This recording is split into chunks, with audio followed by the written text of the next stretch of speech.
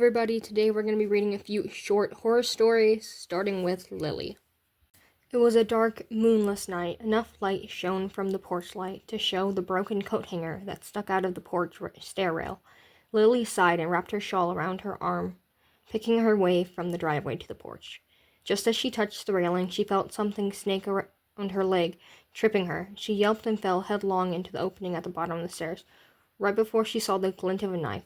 Lily tried to scream, but something was wrapped around her mouth, muffling her. She kicked and thrashed, but the cord only tightened. She was being dragged backwards away from the porch light and into the darkness. She managed to get her hands free and clawed at the ground, trying to get a grip on something. Her fingernails broke, and she felt blood run down her fingers, but she didn't care. She had to get away. Suddenly, she felt herself lifted off the ground and into the air. She couldn't see anything, but she could feel the thing that was carrying her. It was slimy and cold, and it smelled like death. She was dropped onto the hard surface, and the cord was pulled from her mouth. She gasped for air and tried to get up, but something was holding her down. She felt a sharp pain in her side and cried out. Then she felt something warm and wet running down her leg. She knew it was blood. She tried to scream again, but a hand was clamped over her mouth. She looked up and saw a pale, thin figure looming over her. She knew it was the Slender Man, and then she felt the knife slice into her flesh again and again. The next story is Robert the Doll Strikes Again. It was a warm autumn day when the police were called to the scene of a brutal home invasion. The victim, a young woman named Sarah, was found dead in her bathtub, with her throat slashed. Her house had been ransacked, and it was clear that whatever the killer was looking for, they hadn't found it. The only clue to the scene was a doll that was found in Sarah's hand. The doll, which was later identified as Robert the Doll, was covered in blood. The police were baffled by the doll. They had never seen anything like it before. They sent it to the lab for analysis, and the results came back inconclusive. The case went cold, and the killer was never found. However, a year later, another woman was found dead in her home in the exact same manner as Sarah. Once again, the only clue at the scene was the Robert the Doll, which was covered in blood. The police were baffled, and they had no idea what to make of the doll. Was it just a coincidence, or was the doll somehow connected to the murders? The case remained unsolved to this day, but everything was about to change when Polly came to the police station of Meadow Cove, covered in blood. This time, the doll was not with her, but she had something else that would change the course of the investigation. Polly told the police that she had woken up in the middle of the night and found Robert the Doll standing next to her bed. The doll then proceeded to attack her, slashing her throat with a knife. Polly was the only survivor of the Robert the Doll murders, and she was able to provide the police with a description of the killer. Police were finally able to solve the case, and they arrested the killer, who turned out to be Sarah's husband.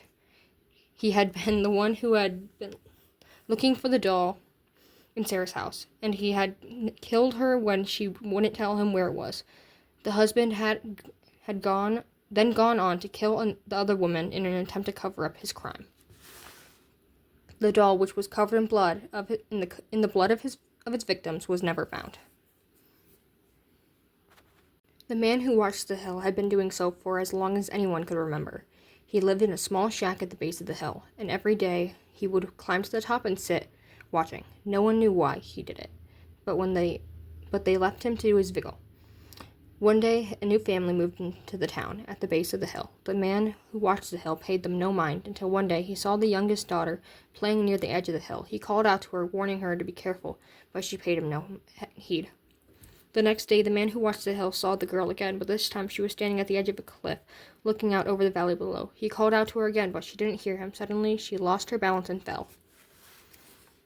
The man who watched the hill rushed down the hill as fast as he could, but he was too late. The girl was dead.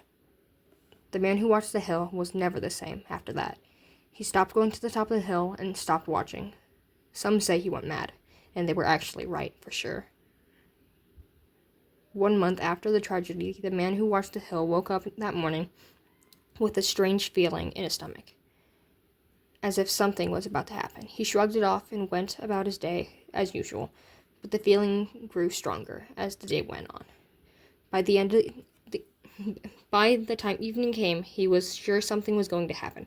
He climbed to the top of the hill and sat down once again in his life, watching the town below. He didn't know what he was waiting for, but he knew it would come. Suddenly he saw a figure walking up the hill towards him. He couldn't see who it was, but he had a feeling he knew. As the figure got closer, he saw it was the girl who had fallen to her death. She stopped in front of him, and he could see the pain and anger in her eyes. She opened her mouth to speak, but no words came out. Suddenly, she reached out and grabbed him, and he felt himself being pulled into the darkness.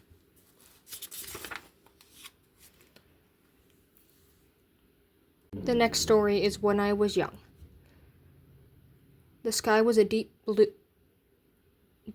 dark blue, and the stars were shining bright in the beautiful night, but something was wrong. The air was thick and heavy, like something was watching. The hairs on the back of my neck stood up, and I had the sudden urge to run, but I didn't know why. I couldn't explain it, but I was filled with a sense of dread. I tried to shake it off, but the feeling only got stronger. I was being paranoid, I told myself. There was nothing out there, but I couldn't shake the feeling. I was being watched. I could feel it. Eyes were on me, following my every move. It was like a weight was pressing down on me, suffocating me. I started to run, but I couldn't shake the feeling. It was like something was chasing me. I could hear its breath, feel its hot breath on the back of my neck. I was about to scream when I finally shook it off. I stopped running and turned around. There was nothing there. I was being paranoid. There was nothing chasing me, but the feeling didn't go away. I could still feel eyes on me, watching me. I started to run again, faster this time. I had to get away from whatever was out there. I had to get away from the eyes that were watching me. I didn't know what was out there, but I was sure of one thing. It was coming for me. That day was 29 years ago. The day my mother found me steering the mirror of my room, pale and lost. Was it real? What did I see? Sometimes I still wonder if it was just a boring paranoia or something is really out there, stalking me, waiting for the perfect moment to take me. He is here. Goodbye. I think that's going to be the end of this episode. If you would like a part 2, leave a like and comment down below if you've ever had any scary encounters like this.